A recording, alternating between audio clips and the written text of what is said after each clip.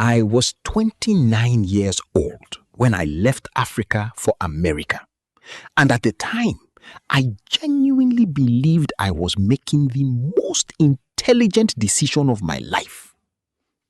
Looking back now, at 49, standing in the storage room of a grocery warehouse in Boston, with my knees aching and my hands rough from years of manual labor, I understand that intelligence and wisdom are not the same thing.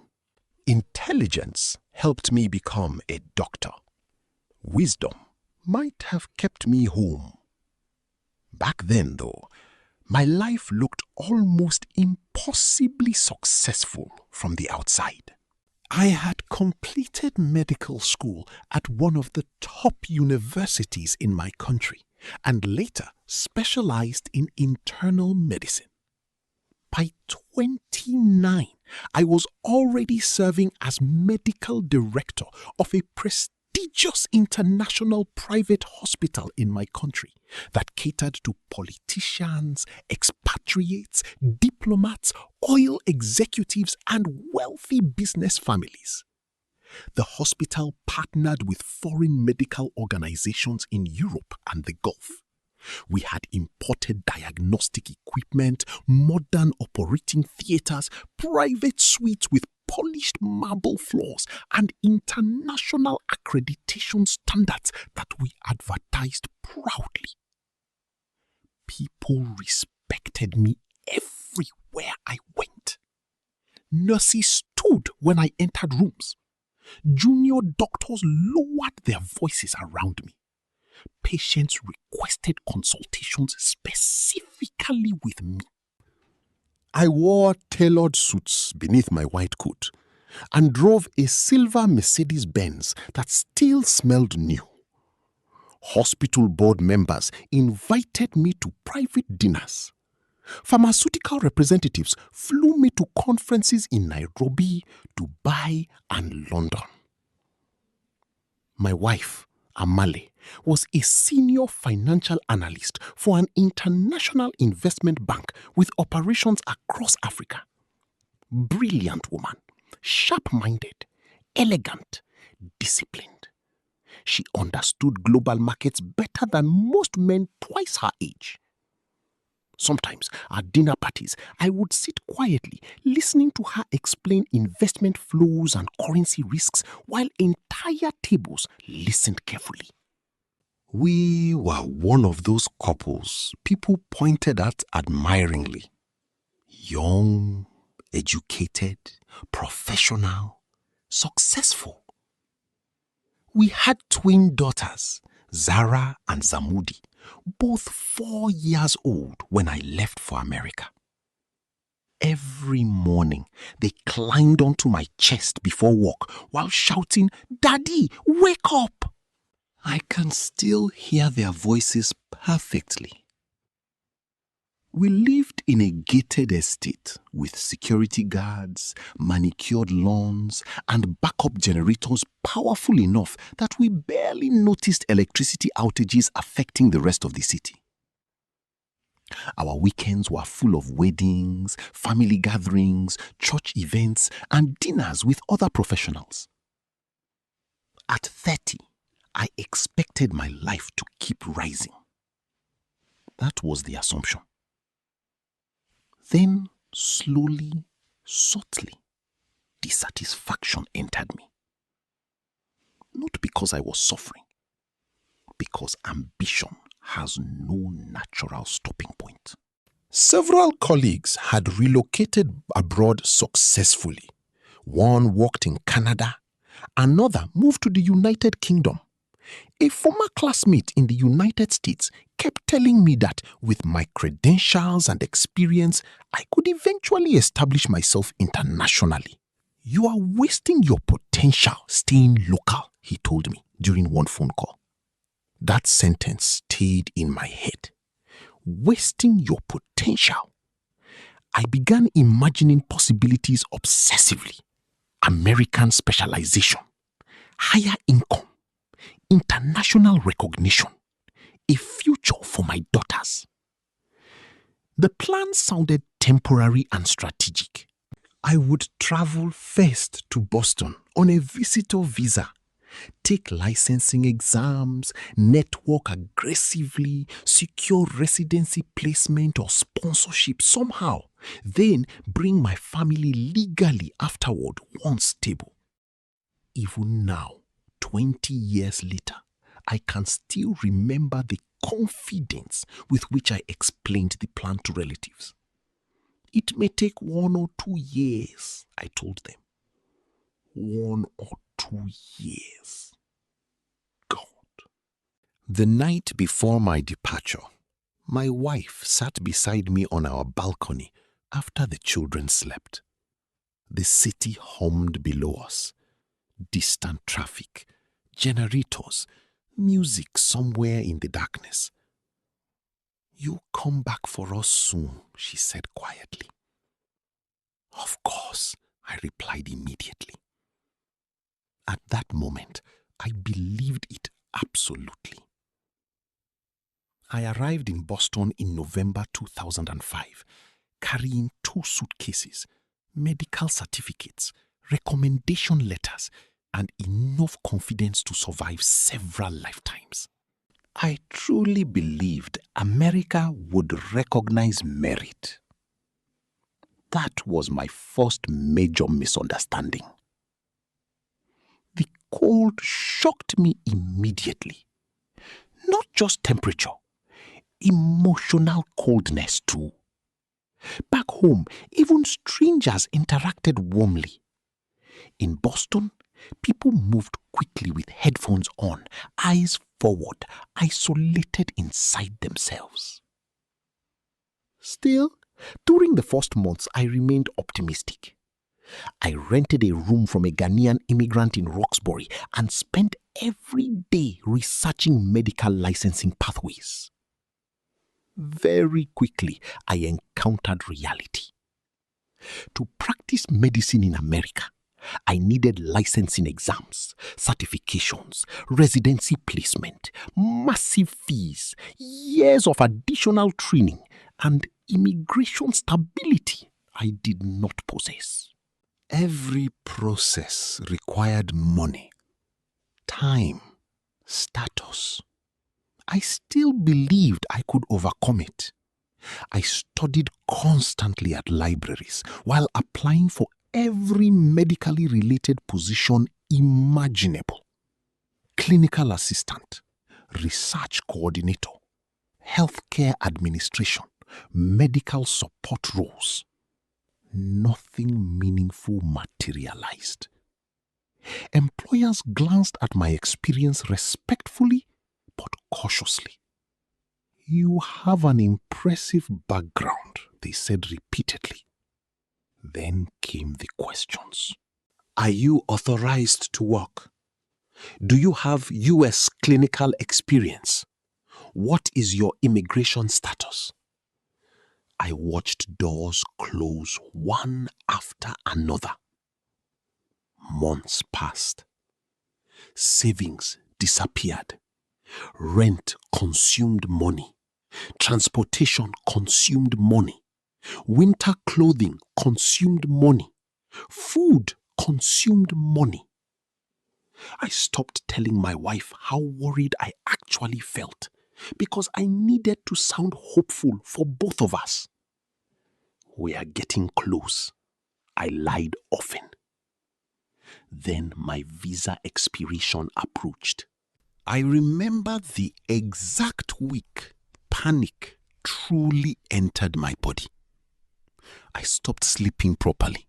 My chest felt permanently tight. Every calculation ended badly. If I returned home too quickly, it would feel like failure. If I stayed longer, maybe something would happen. That word, maybe, destroyed my life. Maybe one opportunity. Maybe one connection. Maybe one breakthrough. So, I overstayed. The decision itself felt strangely undramatic. No alarms, no dramatic moment. I simply remained. That single act quietly transformed me from international physician into undocumented immigrant. At first, I worked overnight cleaning offices through another African man who managed janitorial contracts. He paid cash weekly. I told myself it was temporary while I prepared for exams. The first night I emptied trash bins inside a medical office building, humiliation hit me physically. I remember standing inside a brightly lit hallway wearing cheap cleaning gloves while staring at framed medical degrees hanging on walls. American doctors, American licenses, American careers. I had once supervised physicians. Now I cleaned after them. I kept telling myself it was temporary. Temporary became years. Eventually, survival consumed everything else. Exam preparation faded because exhaustion replaced discipline. After cleaning overnight, my body barely functioned.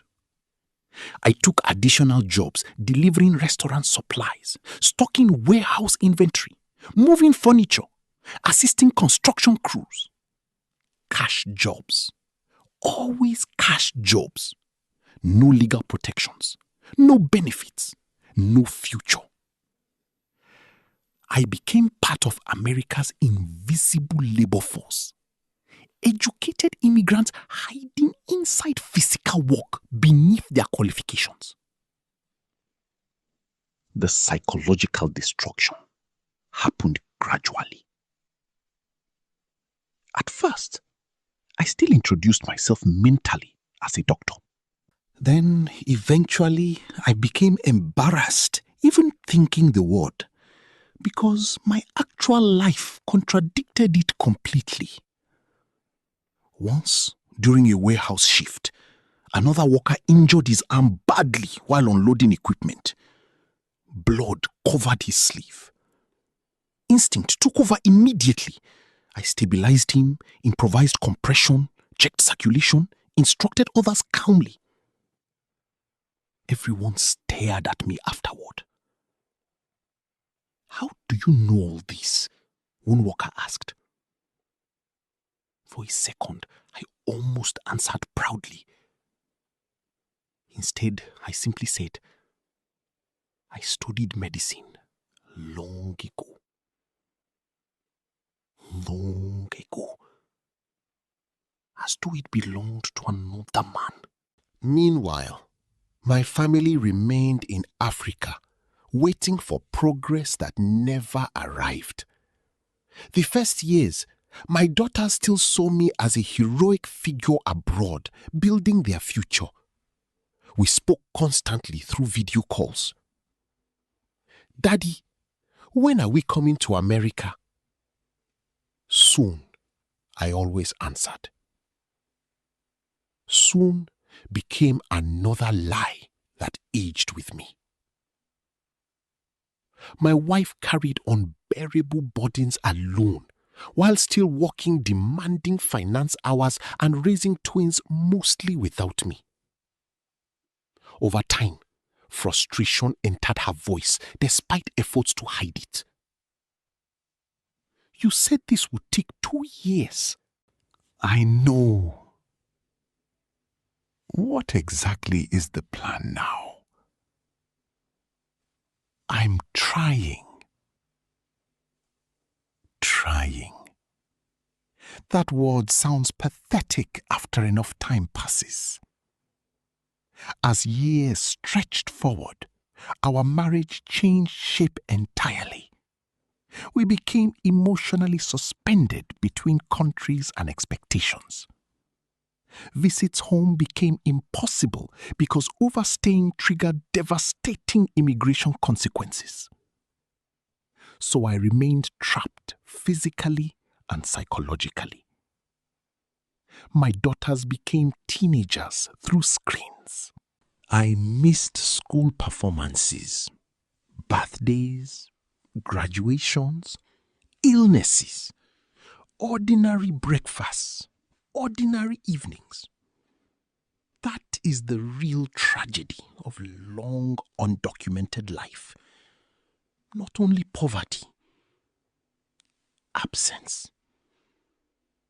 You disappear from your own family's daily existence while convincing yourself sacrifice will eventually make sense. But eventually, the sacrifice itself becomes the entire story. By my 40s, my body was damaged from labor. Years of warehouse lifting destroyed my lower back. Winter cold settled permanently into my joints. I developed hypertension, partly from stress. Though ironically, I rarely accessed healthcare myself because uninsured medical costs terrified me. Sometimes I rode buses through Boston early in the morning, watching young medical students entering hospitals with backpacks and coffee cups. I would stare at them painfully. That could have been my life, here, legally. Perhaps residency, perhaps specialization, perhaps research. But undocumented existence suffocates long-term planning because survival dominates every day. One afternoon, around my 46th birthday, I walked past a hospital downtown where doctors in white coats moved confidently through revolving doors. An ambulance arrived outside. Staff rushed efficiently towards emergency intake. The smell hit me suddenly through opened doors. Hospital disinfectant. Instantly, memories flooded me so powerfully I had to stop walking. Conference rooms, patient consultations, morning rounds, my office, nurses greeting me, the authority, the purpose. I realized then that I missed not only income or status, I missed being useful in the way I was trained to be useful. That realization crushed me more deeply than poverty ever did. My wife eventually stopped waiting emotionally. Not dramatically, not through screaming, just erosion. Years separated us until intimacy became memory instead of reality. Another man eventually entered her life. By then, I almost understood before she admitted it. How long can someone remain married to a ghost in another country? I cannot even blame her honestly. My daughters became women while I remained frozen in survival mode abroad. The deepest shame came whenever relatives back home praised me publicly. America doctor. People assumed I must secretly be wealthy because I lived in the United States. Sometimes relatives asked for financial help I genuinely could not provide. They imagined success while I stocked frozen foods overnight for cash. I lied constantly out of humiliation. Not dramatic lies, just edited truths. Things are complicated. I am transitioning. Medical licensing takes time. In reality, time itself had defeated me. By 49, 20 years after arriving, I lived in a small shared apartment with 2 other immigrants outside Boston. My medical degree sat inside a plastic storage container beneath old clothes and tax papers. Sometimes late at night, I opened the folder containing my certificates. Doctor of Medicine, Leadership Commendations, Conference Invitations. Proof that another version of me once existed. The cruelest part is understanding that I did not lose everything at once. I surrendered it gradually, through hope. Every year, I believed next year would justify the previous sacrifices. Instead, the sacrifices multiplied until they consumed my entire adult life. One evening, my daughter Zara called me after finishing graduate school.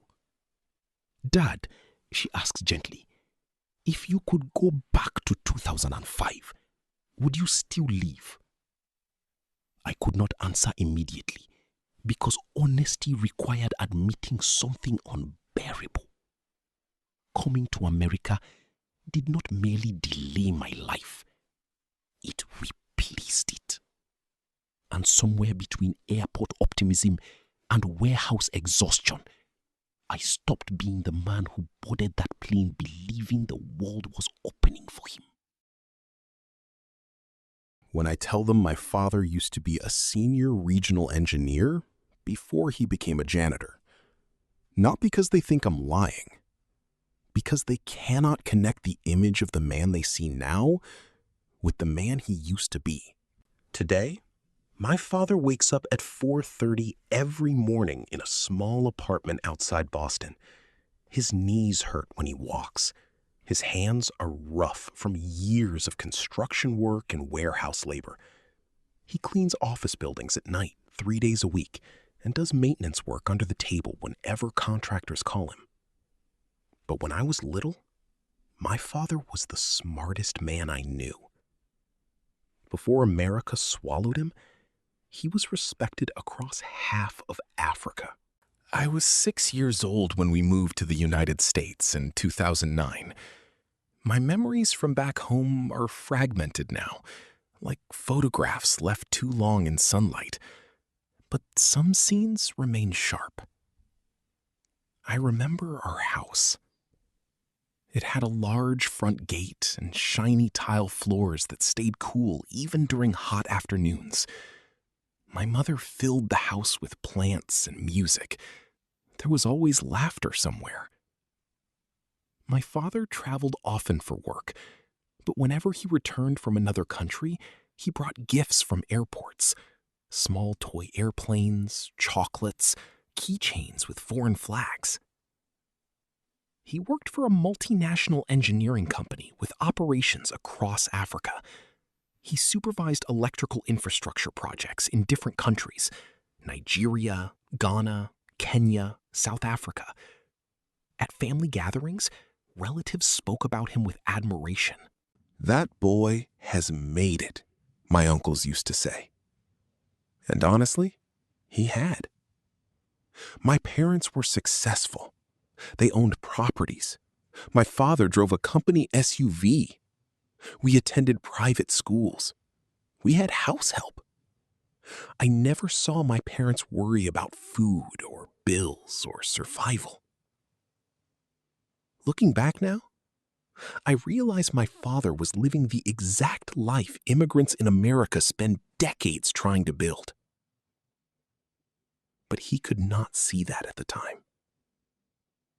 America looked bigger, cleaner, safer, more permanent. He believed moving to the US would multiply our success, not erase it. So he sold almost everything. Properties, land, vehicles. I still remember the weeks before we left. Relatives visiting constantly, suitcases open everywhere inside the house.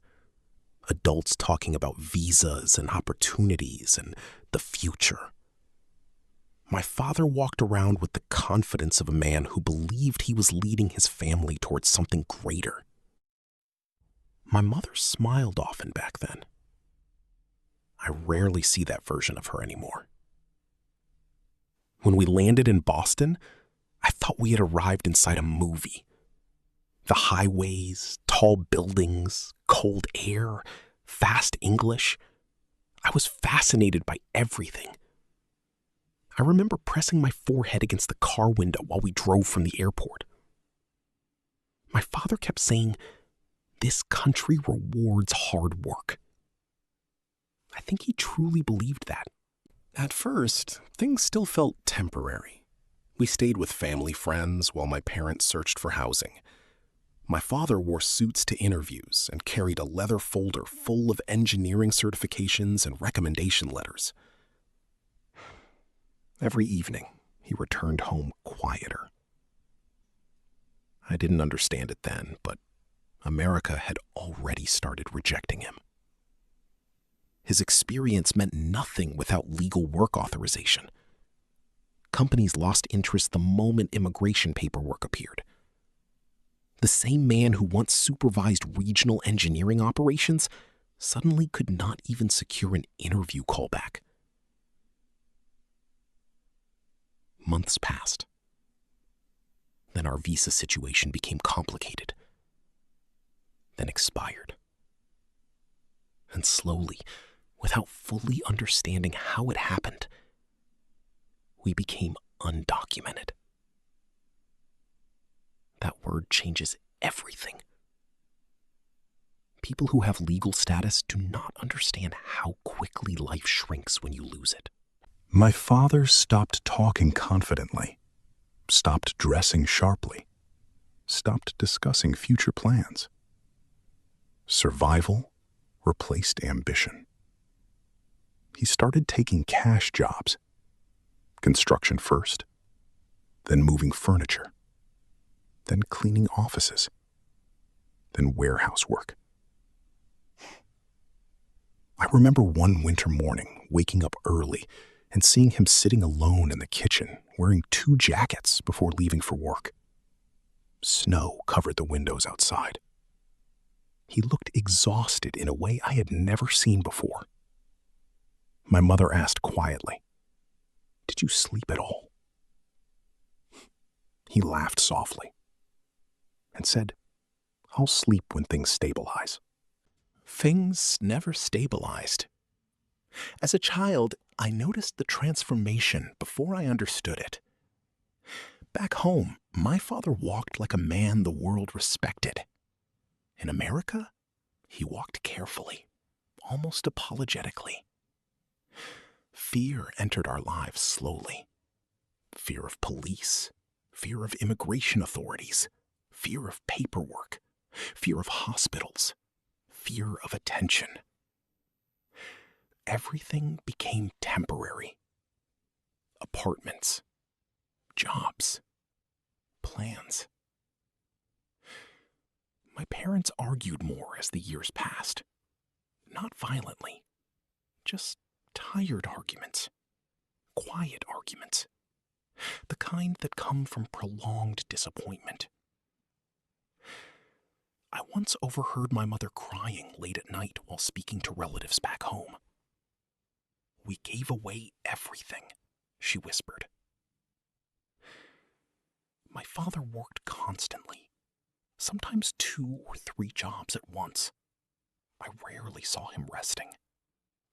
His body began deteriorating from labor work he was never meant to do long term. But here is the strange thing about my father. Even after America broke him financially, intellectually, he remained extraordinary. When I struggled with mathematics in middle school, he taught me algebra using old notebooks at the kitchen table. When I became interested in robotics during high school, he explained circuitry better than my teachers could. He still thought like an engineer, even while spending nights cleaning office bathrooms in downtown Boston. That contradiction shaped my entire childhood. I knew my father was brilliant, but I also knew brilliance alone could become powerless in America. By the time I entered high school, I had started understanding the depth of my parents' sacrifice and regret. They never said it directly, but I could feel it hanging inside our apartment like humidity. America had not elevated us. It had trapped us. My mother, who once managed businesses and properties back home, spent years working under the table, sewing clothes and assisting elderly patients for cash. My father developed chronic back pain from construction jobs. Yet somehow, they protected me from the worst of it. They pushed me relentlessly toward education. Your mind is your escape, my father always told me. I think part of him hoped I could reclaim the life he lost. When I was accepted into Massachusetts Institute of Technology to study engineering, my father cried for the first time in front of me. Not small tears. Deep, uncontrollable crying. I remember him sitting on the edge of his bed, holding my acceptance letter with shaking hands. "You did it," he kept whispering. But even in that moment of pride, sadness was present too. Because MIT represented both triumph and tragedy. His son was entering one of the greatest engineering schools in the world, and he himself remained undocumented after 15 years of sacrifice. Sometimes I visit campus late at night after studying and think about him. At MIT, professors discuss innovation, advanced systems, infrastructure design, and technological progress. Students dream openly about changing the future. And often I think, my father belonged in places like this. Not carrying buckets and cleaning supplies through office buildings after midnight. Not hiding from immigration systems. Not destroying his body for cash wages. There is one memory I cannot forget. I was maybe 16. My father and I were riding the Red Line train home after one of my school events. Across from us sat two businessmen discussing engineering contracts and energy systems. My father quietly listened without joining the conversation. But I could see from his face that he understood everything they were discussing at a much deeper level than they did. When the men exited the train, my father looked down at his hands for a long time. Then he smiled sadly and said in that strong African accent, "Life is strange, eh?" At the time, I didn't fully understand what he meant. Now, I do. America transformed my father into two different men living inside one body. One was the accomplished engineer who once traveled across Africa solving technical problems for multinational companies. The other was the undocumented immigrant carrying tools through freezing Boston mornings, trying to survive. Both men are real. And I think the hardest part is that nobody here ever got to see the first version. Now he is 45 years old. His hair has turned gray. His shoulders curve slightly from years of labor. He walks slower. But every time I bring home an engineering project from MIT, his eyes light up again for a few minutes, and I catch glimpses of the man he used to be before fear and uncertainty consumed his life. Sometimes I wonder whether coming to America was the greatest mistake my parents ever made. I think my father wonders that too, but he never says it aloud. Maybe because after sacrificing 15 years, admitting regret would feel unbearable. Or maybe because, despite everything, he still hopes my future will somehow justify the destruction of his own. I still remember the night my plane landed in America.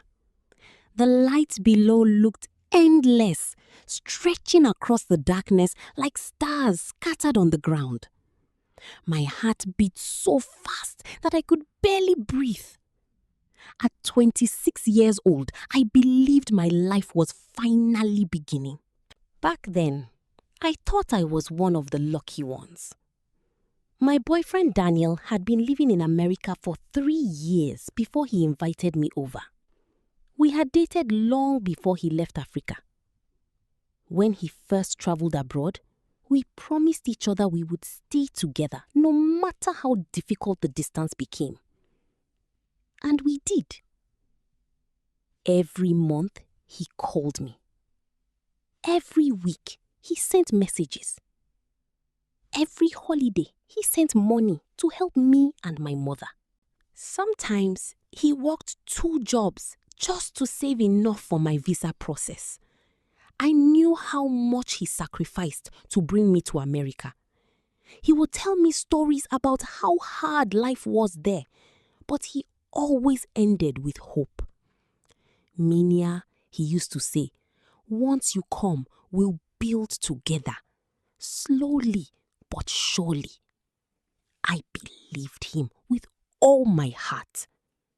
The day I left Africa, my entire family came to the airport. My mother cried so hard that she could barely speak. My younger cousins hugged me like I was becoming someone important. In our community, traveling to America meant success before success had even arrived. Everyone said, "Your life is about to change. You've made it. Don't forget us when you become rich." I smiled the whole time, but inside, I was terrified. When I finally walked out of the airport in America, Daniel was waiting for me with flowers in his hand. The moment I saw him, I cried. He hugged me tightly and whispered, "You're finally here." That small sentence made all my fears disappear. The first few weeks were not glamorous, but I was happy. We lived in a tiny apartment with old carpet and noisy neighbors upstairs. Daniel worked long shifts at a warehouse, sometimes 12 hours a day. He would come home exhausted, smelling like sweat and cardboard boxes, but he still tried to make me comfortable. At night, we cooked together in the small kitchen. We laughed over burnt rice. We talked about marriage. We talked about children. We talked about saving money for a better apartment someday. I truly believed we were building a future. But 3 weeks after arriving in America, I made the worst decision of my life. One Saturday afternoon, I went alone to an African grocery store while Daniel was at work. As I was looking at dried goat meat in the freezer section, I heard someone call my name. "Minia." I turned around and almost screamed. It was Florence, an old friend from back home. I had not seen her in years. But she looked completely different now. Her hair was expensive. Her clothes were fashionable. And she carried herself with confidence. She spoke loudly and laughed like someone who had fully become American. We hugged and exchanged numbers immediately. That same evening, she invited me out. I remember sitting in her car, amazed by everything around me. She drove fast, played loud music, and spoke about America like it was a playground. "You're still with Daniel?" she asked me suddenly. "Yes," I said proudly. "He brought me here." She looked at me and laughed. "Girl, you better wake up." I frowned. "What do you mean?" "This is America," she said. "Women here don't depend on men. If you stay under that man, you'll never enjoy your freedom. At first, I defended him. No, Daniel is good to me. But Florence kept talking. He wants to control you because he brought you here. You are young and beautiful. You should enjoy your own life. You didn't come all the way to America just to cook and clean for one struggling man. Her words entered my mind slowly, like poison. Over the next few days, Florence introduced me to her friends. Most of them were African women too. They all talked about independence, freedom, money, and living your best life. They laughed about loyal girlfriends. They mocked women who stayed with hard-working immigrant men. They made struggling with a man sound foolish.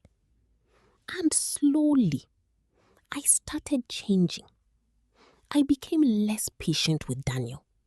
I complained more. I compared him to other men. I started seeing our small apartment as shameful instead of temporary. One night, Daniel came home tired from work and found me angry because the internet bill had not been paid yet. "You're always working," I snapped, "but we're still living like poor people." He stared at me quietly. "Minya, I'm doing my best." But I no longer wanted to hear that. Florence had convinced me that doing your best was not enough. Weeks later, after another argument, I packed my clothes and left. I still remember Daniel standing by the door in silence. "You're really leaving?" he asked softly. "I need my freedom," I told him. Freedom. That word destroyed my life. At first, living felt exciting. I stayed with Florence, we went out often, I met different people. I felt independent. But America is very different when you have no real foundation. My visa expired. Time passed quickly. The people around me changed constantly. Florence always had a new boyfriend, new friends, new drama.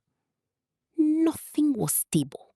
Soon, I had to survive on my own. I cleaned houses for cash. I braided hair in crowded apartments.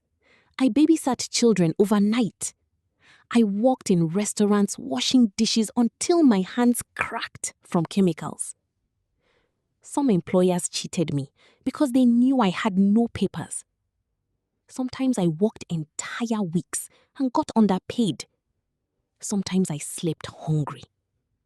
Sometimes I cried alone at night, wondering how my life became so difficult. Years passed before I realized something painful. The people who encouraged me to leave Daniel were not building anything themselves. They were surviving too. Some eventually married for papers. Some disappeared. Some moved away. Some became addicted to alcohol. Some went back home in shame. And Florence? Even she disappeared from my life after a while.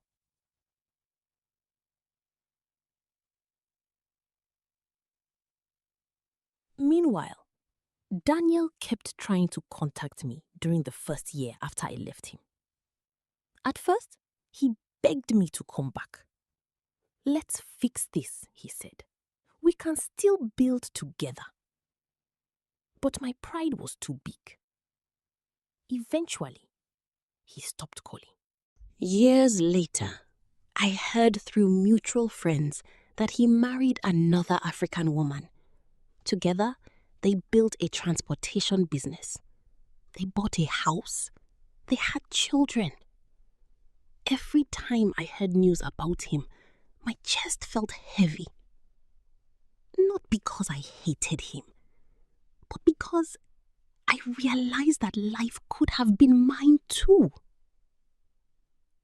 Now, I am 41 years old. 15 years undocumented. 15 years working odd jobs. 15 years of instability, fear, and regret. Sometimes I sit alone in my small rented room and stare at old pictures on my phone. There is one photo I cannot stop looking at. It was taken the day Daniel picked me up from the airport. In the picture, I am smiling with hope. He is standing beside me proudly, holding my suitcase. Whenever I look at that picture, I ask myself the same question. What if I had stayed? Maybe life would still have been hard. Maybe we would still struggle. But we would have struggled together. Maybe by now I would have had papers. Maybe we would own a home. Maybe we would have children running around the house. Maybe I would not feel like a stranger after 15 years in this country. Sometimes people think regret comes loudly. It doesn't.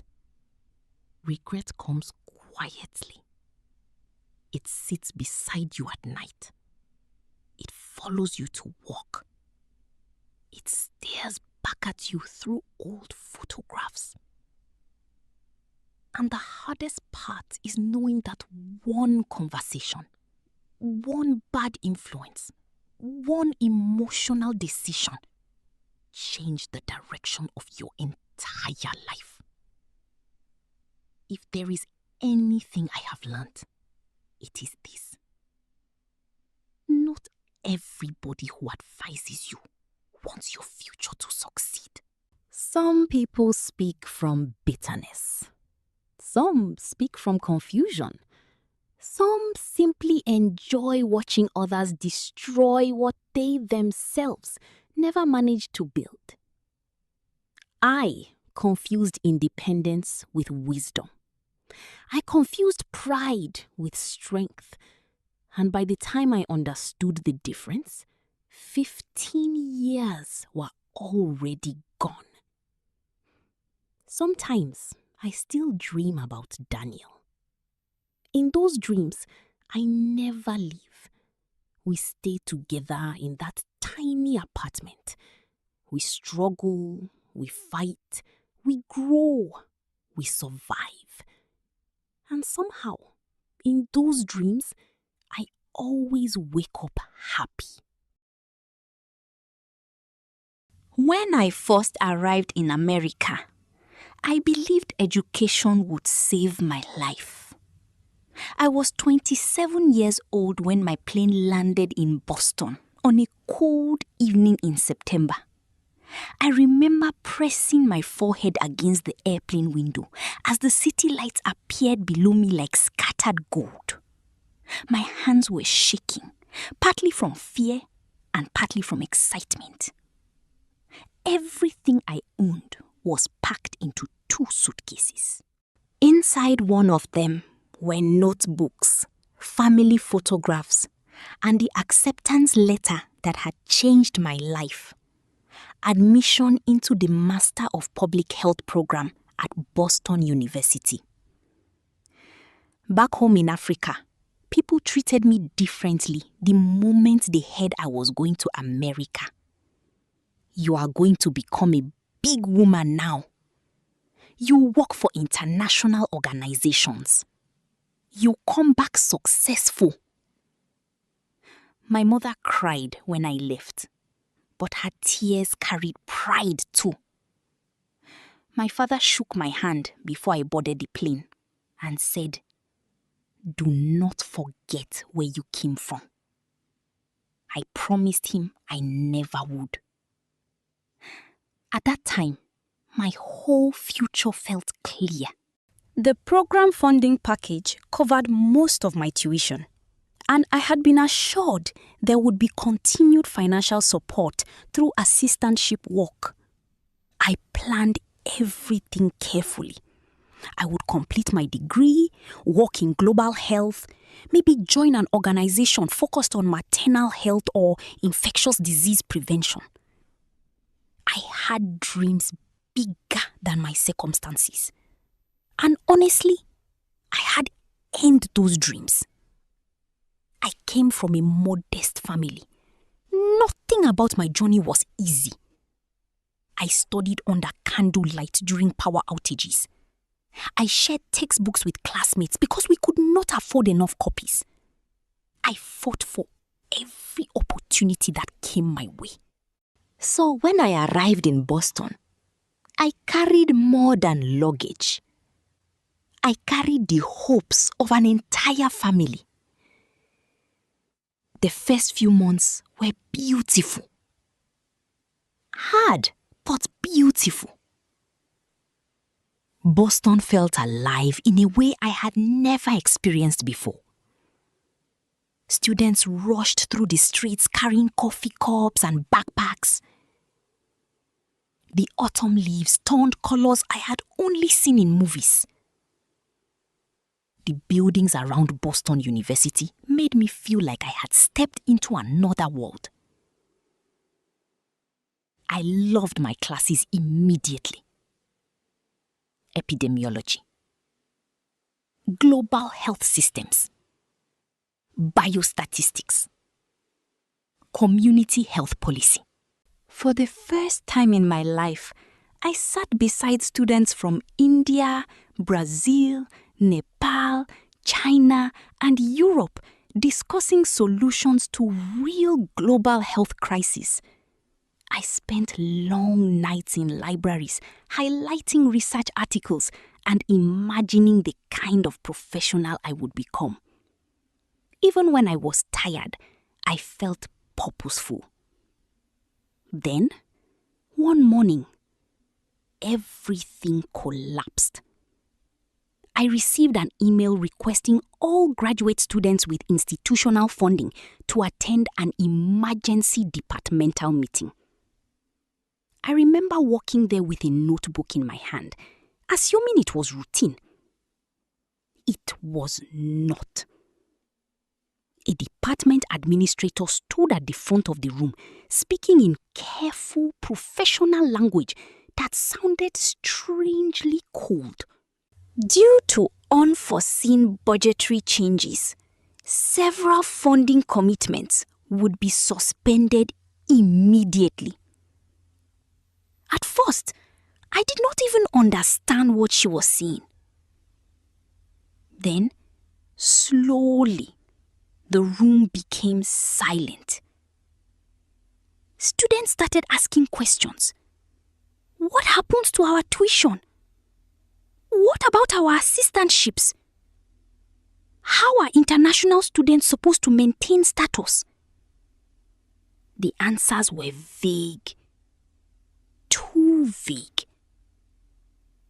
I felt fear rising inside me for the first time since arriving in America. Over the following weeks, panic consumed my life. I met advisors, sent desperate emails, applied for emergency aid, looked for scholarships, searched for campus jobs. Nothing worked. Without funding, the tuition became impossible for me. The numbers were beyond anything my family could ever afford. I was already surviving carefully, counting every dollar, skipping meals, and sharing a tiny apartment with 2 other students. I stopped sleeping properly. Every day became anxiety. I remember sitting alone in the student center one night, staring at my bank account balance while snow fell outside the window. That was the first moment I realized my dream might actually be ending. People think immigration problems happen dramatically. They don't. Usually, life simply starts closing around you little by little. A missed payment, a delayed registration, a status warning, an expired document. You keep telling yourself, I'll fix it next month. Something will work out. This cannot be the end. But sometimes it is already falling apart while you are still hoping. Eventually, I could no longer maintain my student status. I became undocumented quietly. No alarms, no handcuffs, no dramatic scene. Just silence. Silence and fear. At first, I thought I would recover quickly. I believed I would somehow return to school within months. But surviving in America without legal status drains your life slowly. 1 year passed, then another, then 5. And suddenly, 15 years disappeared. During those years, I worked almost every kind of under-the-table job I could find. I cleaned office buildings in downtown Boston at night while wearing headphones to stay awake. I cared for elderly people whose families barely noticed me unless something needed cleaning. I worked in restaurant kitchens where steam burned my skin and managers screamed constantly. I braided hair in cramped apartments for cash payments. I washed dishes until my fingers cracked from chemicals. Sometimes I worked 2 jobs in one day. Morning cleaning houses, night shifts in restaurants. Sleep became a luxury. And because I had no legal status, people exploited me constantly. Some employers delayed payment because they knew I had no protection. Some underpaid me after long shifts. Some threatened to report workers who complained. Once, after cleaning a house for 3 days, a woman handed me half the promised money and said, "Take it or leave it." I took it. What choice did I have? The hardest part was not even the poverty. It was the humiliation of becoming invisible. Back home, everyone believed I was successful because I lived in America. My family bragged about me proudly. Relatives asked me for advice about studying abroad. They imagined conference rooms, research work, and professional success. Meanwhile, I was scrubbing toilets in office buildings after midnight. I stopped telling people the truth. Shame changes a person.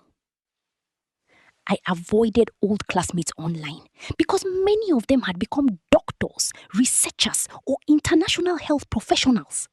Some worked with global organizations I once dreamed of joining. Every time I saw their achievements, I felt both proud and broken. That could have been me. Sometimes I still walk near Boston University. The campus looks smaller now than it did when I first arrived. Students walk past carrying laptops and coffee cups, laughing about exams and internships. Whenever I see them, I remember the young woman I used to be. Ambitious, hopeful, certain her future was waiting for her. I miss her deeply. Now, I am 42 years old.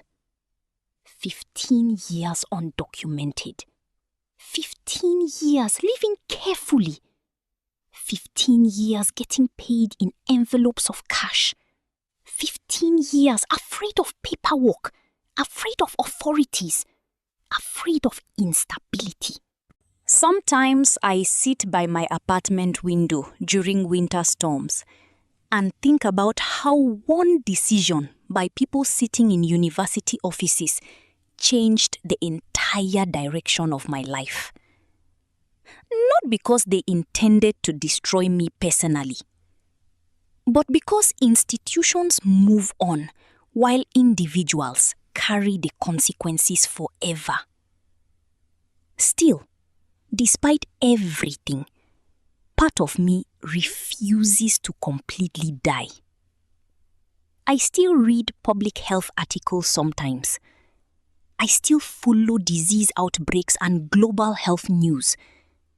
I still imagine what kind of work I would have done if life had gone differently.